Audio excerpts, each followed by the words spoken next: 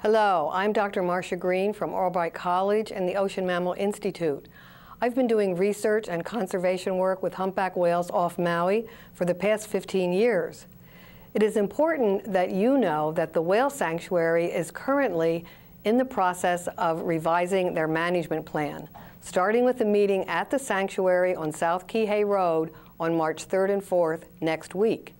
It's especially important that the public have input now at the beginning of the management plan revision process, as this will set the stage for what is discussed and included in the final plan.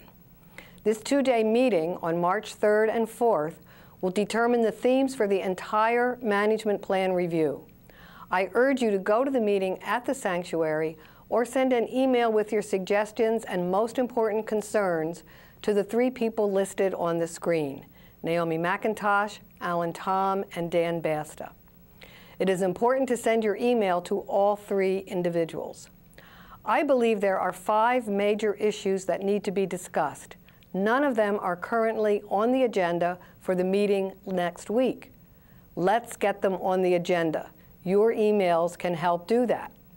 The issues include the following: what to do about vessels striking whales in the sanctuary. In 2009, there were 9 confirmed vessel strikes of whales being hit by boats in the sanctuary.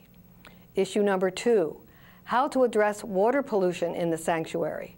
Currently, Maui puts 15 billion gallons of waste a year into coastal waters.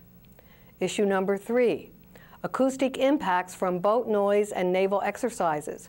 For example, naval sonar caused a live stranding of melon-headed whales in Hanalei Bay a few years ago. Many of you will remember that. Acoustic pollution can be caused by activities inside or outside sanctuary boundaries because noise travels. Issue number 4, the need for more transparency when dead whales are found in the sanctuary and easier access to necropsy results about the cause of death. Issue number 5, the budget. How is taxpayer money being spent in the sanctuary? I will speak in more detail about acoustic impacts as I work on this issue globally. We know that high-intensity noise from sonar and other sources can deafen and kill whales and dolphins and cause them to strand. Noise can cause whales to leave an area, change migration routes, and can disrupt mating or nursing. Noise can also cover up vocalizations used for communication and finding mates, and can cause stress-related effects. The Ocean Mammal Institute filed a lawsuit in 2007 to make the Navy use more protective measures when conducting a series of sonar exercises around the Hawaiian Islands. Soon after the lawsuit ended in January 2009, 2 dead humpback whales and thousands of dead fish washed up around Kauai, a very suspicious event that we still have not been able to determine the cause of.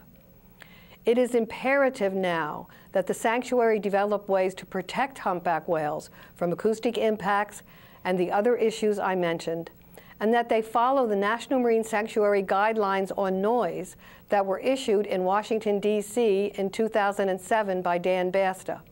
This National Marine Sanctuary policy statement on acoustic impacts on marine life states that sanctuaries will use the tools at their disposal to prevent or mitigate human-induced acoustic impacts on whales and other marine life. Let's make sure the Hawaiian Humpback Whale Sanctuary follows these noise guidelines and addresses noise impacts in its revised management plan. Let's work together to make it a real sanctuary, not a sanctuary in name only. Please attend the meeting on March 3rd and 4th and email Naomi McIntosh, Alan Tom, and Dan Basta, urging them to address acoustic impacts and the other issues listed on the screen in the revised management plan. It's important to send your emails to all 3 individuals. Thanks for listening.